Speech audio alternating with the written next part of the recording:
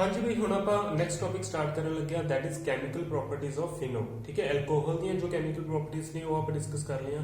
ਹੁਣ ਆਪਾਂ ਫਿਨੋਲ ਦੀਆਂ ਪ੍ਰੋਪਰਟੀਜ਼ ਡਿਸਕਸ ਕਰਦੇ ਹਾਂ। ਠੀਕ ਹੈ, ਤਾਂ ਫਿਨੋਲ ਦੀ ਸਟਰਕਚਰ ਨੂੰ ਅਗਰ ਆਪਾਂ ਦੇਖੀਏ ਤਾਂ ਬੈਂਜ਼ੀਨ ਰਿੰਗ ਦੇ ਉੱਪਰ OH ਗਰੁੱਪ ਪ੍ਰੈਜ਼ੈਂਟ ਹੈ। ਠੀਕ ਹੈ, ਆਕਸੀਜਨ ਕੋਲੇ ਲੋਨ ਪੇਅਰਸ ਵੀ ਹੈ। ਤਾਂ ਰੈਜ਼ੋਨੈਂਸ ਦੀਆਂ ਸਟਰਕਚਰਸ ਆਲਰੇਡੀ ਆਪਾਂ ਬਣਾ ਵੀ ਚੁੱਕੇ ਇੱਕ ਵਾਰੀ ਫਿਰ ਦੁਬਾਰਾ ਦੇਖ ਲਓ। ਆਕਸੀਜਨ ਕੋਲ ਲੋਨ ਪੇਅਰ ਹੈ, ਲੋਨ ਪੇਅਰ ਇਹਦਾ ਸ਼ਿਫਟ ਹੋ ਜਾਏਗੀ ਡਬਲ ਬੌਂਡ ਅੱਗੇ ਕਾਰਬਨ ਦੇ ਉੱਪਰ, ਹੈ ਨਾ। ਤਾਂ ਅਗਰ ਲੋਨ ਪੇਅਰ ਸ਼ਿਫਟ ਹੁੰਦੀ ਹੈ ਤਾਂ ਇੱਥੇ ਆਕਸੀਜਨ ਤੇ ਕਾਰਬਨ ਚ ਆ ਜਾਏਗਾ ਡਬਲ ਬੌਂਡ, ਆਕਸੀਜਨ ਦੇ ਇਲੈਕਟ੍ਰੋਨ ਚਲੇ ਗਏ, ਪੋਜ਼ਿਟਿਵ ਚਾਰਜ ਆ ਗਿਆ। ਠੀਕ ਹੈ, ਤੇ ਇੱਥੇ ਕਾਰਬਨ ਦੇ ਉੱਪਰ ਲੋਨ ਪੇਅਰ ਵੀ ਆ ਗਈ ਤੇ ਨੈਗੇਟਿਵ ਚਾਰਜ ਵੀ ਆ ਗਈ। ਬਾਕੀ ਡਬਲ ਬੌਂਡਸ ਜਿਹੜੇ ਹੈਗੇ ਉਹ ਐਜ਼ ਇਟ ਇਜ਼ ਪਏ ਆ, ਉਹਨਾਂ ਨੂੰ ਕੋਈ ਛੇੜਖਾਨੀ ਨਹੀਂ ਹੈ। ਫਰਦਰ ਅਗਰ ਆਪਾਂ ਦੇਖੀਏ ਲੋਨ ਪੇਅਰ ਇੱਧਰ ਸ਼ਿਫਟ ਹੋ ਜਾਏਗੀ ਡਬਲ ਬੌਂਡ ਨੈਕਸਟ ਕਾਰਬਨ ਦੇ ਉੱਪਰ। ਠੀਕ ਹੈ, this is OH group positive charge, ਇਹ ਡਬਲ ਬੌਂਡ ਉਹ ਨਹੀਂ ਪਿਆ, इधर डबल बॉन्ड बन गया ਤੇ ਜੋ ਆ ਡਬਲ ਬੌਂਡ ਸੀ ਇਹ ਲੋਨ ਪੇਅਰ ਚ ਕਨਵਰਟ ਹੋ ਗਿਆ, ਨੈਗੇਟਿਵ ਚਾਰਜ ਆ ਗਿਆ। ਠੀਕ ਹੈ, ਹੁਣ ਮੈਂ ਤੇਜ਼ੀ ਨਾਲ ਇਹ ਰੈਜ਼ੋਨੇਟਿੰਗ ਸਟਰਕਚਰਸ ਕਰਾ ਰਿਹਾ ਕਿਉਂਕਿ ਆਲਰੇਡੀ ਆਪਾਂ 2-3 ਵਾਰੀ ਬਣਾ ਚੁੱਕੇ ਹਾਂ। ਸੋ ਆਈ ਹੋਪ ਕਿ ਹੁਣ ਤੁਹਾਨੂੰ ਇਹ ਰੈਜ਼ੋਨੇਟਿੰਗ ਸਟਰਕਚਰਸ ਆਉਂਦੀਆਂ ਹੋਣਗੀਆਂ। ਠੀਕ ਹੈ, ਲੋਨ ਪੇਅਰ ਸ਼ਿਫਟ ਕਰੋ ਨੈਕਸਟ ਕਾਰਬਨ ਦੇ ਉੱਪਰ ਡਬਲ ਬੌਂਡ, ਸੋ ਇਸ ਪੋਜੀਸ਼ਨ ਦੇ ਉੱਪਰ ਲੋਨ ਪੇਅਰ ਤੇ ਨੈਗੇਟਿਵ ਚਾਰਜ ਆ ਗਿਆ। ਲਾਸਟ ਦੇ ਉੱਪਰ ਫਿਰ ਲੋਨ ਪੇਅਰ ਜਦੋਂ ਸ਼ਿਫਟ ਕਰੋਗੇ ਤਾਂ ਆਕਸੀਜਨ ਦੇ ਉੱਪਰ ਨੈਗੇਟਿਵ ਚਾਰਜ ਵਾਪਸ ਫਿਰ ਆ ਜਾਏਗਾ। ठीक है, ਤਾਂ ਹੁਣ ਕੀ ਹੋਏਗਾ, ਇੱਥੇ ਡਬਲ ਬੌਂਡ ਬਣ ਗਿਆ, ਕਾਰਬਨ ਤੇ ਆਕਸੀਜਨ ਦਾ ਡਬਲ ਬੌਂਡ ਸੀ ਪਹਿਲਾਂ, ਹੁਣ ਸਿੰਗਲ ਬੌਂਡ ਰਹਿ ਗਿਆ। ਆਕਸੀਜਨ ਕੋਲੇ ਆਪਦੀ ਲੋਨ ਪੇਅਰ ਵਾਪਸ ਆ ਗਈ। ਠੀਕ ਹੈ, ਪਹਿਲਾਂ ਪੋਜ਼ਿਟਿਵ ਚਾਰਜ ਸੀ ਉਹ ਨੈਗੇਟਿਵ ਆ ਗਿਆ, ਪੋਜ਼ਿਟਿਵ ਨੈਗੇਟਿਵ ਬੈਲੈਂਸ ਹੋ ਗਿਆ ਤੇ OH ਰਹਿ ਗਿਆ ਆਪਣੇ ਕੋਲੇ। ਠੀਕ ਹੈ, ਸੋ ਅਲਟੀਮੇਟਲੀ ਆਪਾਂ ਵਾਪਸ ਉਸੇ ਪੋਜੀਸ਼ਨ ਦੇ ਉੱਪਰ ਪਹੁੰਚ ਚੁੱਕੇ ਹਾਂ ਤੇ ਜੋ ਡਬਲ ਬੌਂਡਸ ਨੇ ਉਹ ਡੀਲੋਕਲਾਈਜ਼ ਹੋ ਚੁੱਕੇ ਹੈ। ਠੀਕ ਹੈ, ਸੋ ਫਿਨੋਲ ਦੇ ਕੇਸ ਦੇ ਵਿੱਚ ਅਗਰ ਆਪਾਂ ਦੇਖੀਏ ਤਾਂ ਆਪਣੇ ਕੋਲੇ ਜਿਹੜੀਆਂ 5 ਰੈਜ਼ੋਨੇਟਿੰਗ ਸਟਰਕਚਰਸ ਬਣਦੀਆਂ ਹੈ, ਇਸ ਦੇ ਵਿੱਚ ਇੱਕ ਤਾਂ ਆਰਥੋ ਪੋਜੀਸ਼ਨ ਜੋ ਹੈ, this is the ਆਰਥੋ position and this is the para position. ਅਗਰ ਤੁਸੀਂ ਧਿਆਨ ਨਾਲ ਦੇਖੋ ਤਾਂ ਇੱਕ ਤਾਂ ਆਰਥੋ ਪੋਜੀਸ਼ਨ ਦੇ ਉੱਪਰ ਨੈਗੇਟਿਵ ਚਾਰਜ ਆ ਰਿਹਾ ਹੈ, ਇੱਕ ਪੈਰਾ ਪੋਜੀਸ਼ਨ ਦੇ ਉੱਪਰ ਨੈਗੇਟਿਵ ਚਾਰਜ ਆ ਰਿਹਾ ਹੈ ਨਾ। ਇਹ ਦੋਨੇ ਆਰਥੋ ਪੋਜੀਸ਼ਨਸ ਨੇ ਐਡਜੈਸੈਂਟ ਟੂ ਫਿਨੋਲ OH ਗਰੁੱਪ। ठीक है, उसका नेक्स्ट वाली ਹੁੰਦੀ ਹੈ ਮੈਟਾ ਤੇ ਨੈਕਸਟ ਵਾਲੀ ਹੁੰਦੀ ਹੈ ਪੈਰਾ।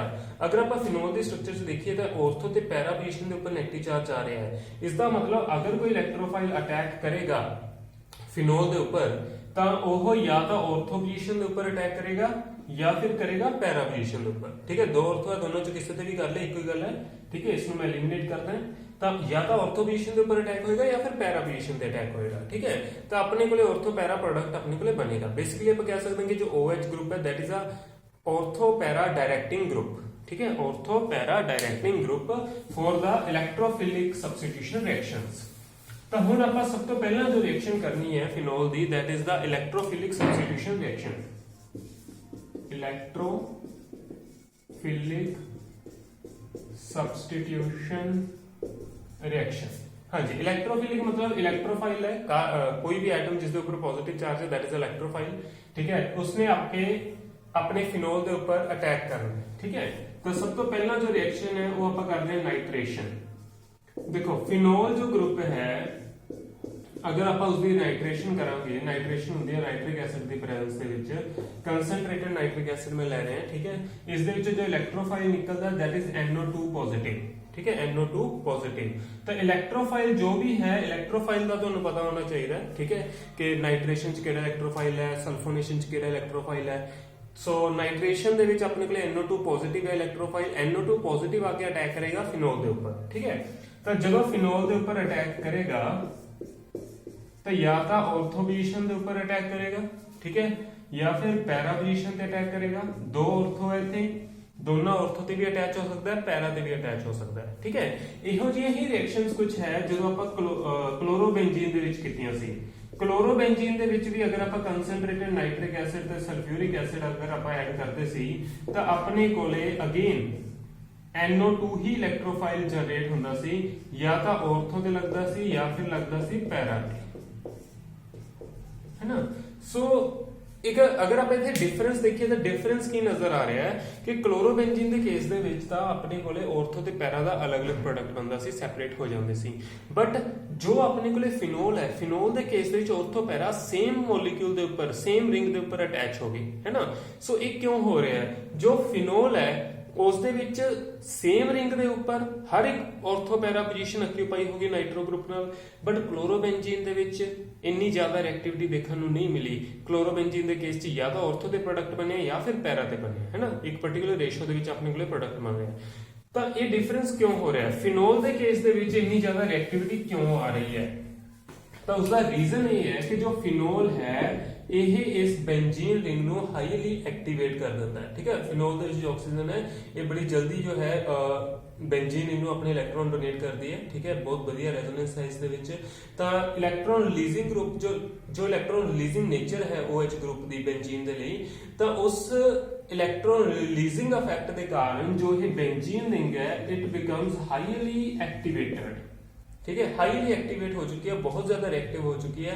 तब जो ये बेंजीन मॉलिक्यूल है, फिनोल ग्रुप वाली जो बेंजीन है, इसकी हर एक पोजीशन जो है नाइट्रिक एसिड दे इलेक्ट्रोफाइल के ऊपर अटैक कर देंगे है। हर एक पोजीशन, ऑर्थो वाली भी ते पैरा वाली, मेटा वाली नहीं करेगी।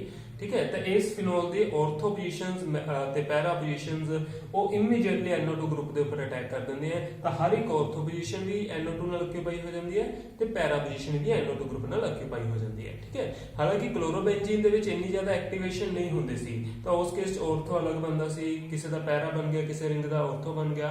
ठीक है, बट इत्थे इक्को ही रिंग दे विच ऑर्थो ते भी अटैच हो गया, पैरा ते भी अटैच हो गया। So this is due to highly activated ring. ठीक है, ऑफ फिनोल। ਤਾਂ ਅਗਰ ਆਪਾਂ ਇਸ ਦੇ ਵਿੱਚ ਚਾਹੁੰਦੇ ਹਾਂ ਕਿ ਆਪਣੇ ਕੋਲੇ ਸੈਪਰੇਟ ਪ੍ਰੋਡਕਟਸ ਬਣਨ, ਸਪੋਜ਼ ਕਰੋ ਕਿ ਆਪਾਂ ਚਾਹੁੰਦੇ ਕਿ ਆਪਣੇ ਕੋਲੇ ਆਰਥੋ ਵਾਲਾ ਅਲੱਗ ਬਣੇ ਤੇ ਪੈਰਾ ਵਾਲਾ ਜੋ ਪ੍ਰੋਡਕਟ ਹੈ ਉਹ ਅਲੱਗ ਬਣੇ। ठीक है, तो उस केस च अपन की करना पेगा, अपन थोड़ी जी रिएक्टिविटी डिक्रीज करनी पड़ेगी।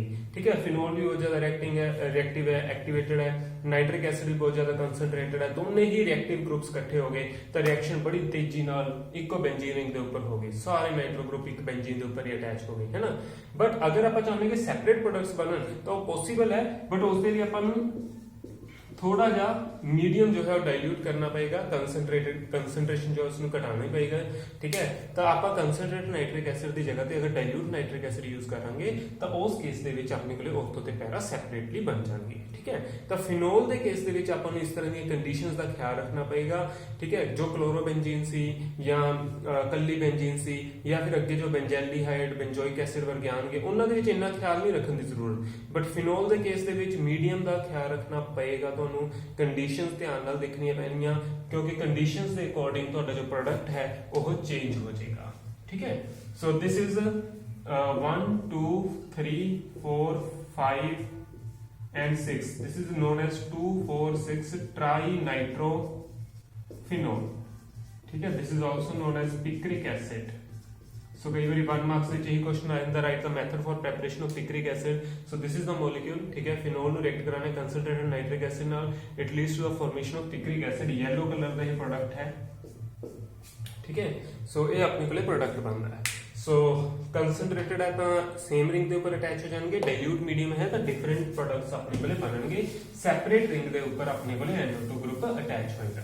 ठीक है, अच्छा इसी तरह की एक रिएक्शन होर है ब्रोमिनेशन। ठीक है, नेक्स्ट है ब्रोमिनेशन। फिनोल की ही ब्रोमिनेशन अगर आप करिए, ब्रोमिनेशन अगर आप करनी है तो सेम अपनी जो रिक्वायरमेंट है, आप चाहते हैं कि अपने को जो ब्रोमीन है वो ऑर्थो के ऊपर अटैच हो जाए या फिर पैरा के ऊपर अटैच हो जाए, है ना। ये आप चाहते हैं कि सैपरेटली जो प्रोडक्ट्स है वो अपने को बन जाए, but because of high reactivity या फिर बिकॉज ऑफ एक्टिवेटेड रिंग अपने को की होंगे जो ब्रोमीन है वो अपने को तीन पोजीशंस के ऊपर अटैच हो जाता है। ठीक है, तो हुण अगर तो तुसी ब्रोमीन डायरैक्ट पा रहे हो, ठीक है, ब्रोमीन पा रहे हो एक्वस मीडियम दे विच, ठीक है, एक्वस मीडियम दे विच पा रहे हो तो फिर ब्रोमीन हर एक पोजीशन जो है ऑर्थो पैरा ऑक्यूपाई कर लेंदी है। बट अगर तुसी सॉल्वेंट जो है थोड़ा जिहा नॉन पोलर ले लो, फॉर एग्जांपल CH2 ले लो या फिर कार्बन टेट्राक्लोराइड भी यूज कर सकते हो। ठीक है, सो अगर तुसी नॉन पोलर सॉल्वेंट ले रहे हो CH2 या CCl4, फिर ब्रोमीन की रिएक्टिविटी ते फिनोल की रिएक्टिविटी थोड़ा जिहा डिक्रीज करेगी ते अपने कोले सैपरेट प्रोडक्ट्स बन जाएंगे। ठीक है, बट अगर पोलर सॉल्वेंट है, वाटर सॉल्वेंट है तो फिर उस केस दे विच रिएक्टिविटी डिक्रीज नहीं करेगी। ठीक है, रिएक्टिविटी बहुत ज्यादा होएगी ते एक ही रिंग दे ऊपर फिनोल दी ऑर्थो ते पैरा सारी पोजीशंस ब्रोमीन ऑक्यूपाई कर लेगा। ठीक है, so this is 2,4,6 tribromophenol. This is 2,4,6 tribromophenol. पहला बनया सी 2,4,6 ट्राइनाइट्रोफिनोल, दिस इज ट्राइब्रोमोफिनोल। ठीक है, तो मीडियम का ख्याल रखना है, एक्वस मीडियम है। ठीक है, तो इत्थे जो है CH2 या CCl4 नॉन पोलर मीडियम है। अच्छा एक चीज होर नोट रखो कि जदों आपां बेंजीन दी ब्रोमिनेशन करदे सी ਠੀਕ ਹੈ। ਬੈਂਜ਼ੀਨ ਦੀ ਬ੍ਰੋਮੀਨੇਸ਼ਨ ਕਰਨ ਦੇ ਟਾਈਮ ਆਪਾਂ ਨੂੰ FeBr3 ਐਜ਼ ਅ ਕੈਟਲਿਸਟ ਲੈਣਾ ਪੈਂਦਾ ਸੀ, ਬਟ ਇੱਥੇ ਆਪਾਂ ਨੂੰ ਕੈਟਲਿਸਟ ਵੀ ਲੈਣ ਦੀ ਜ਼ਰੂਰਤ ਨਹੀਂ ਹੈ।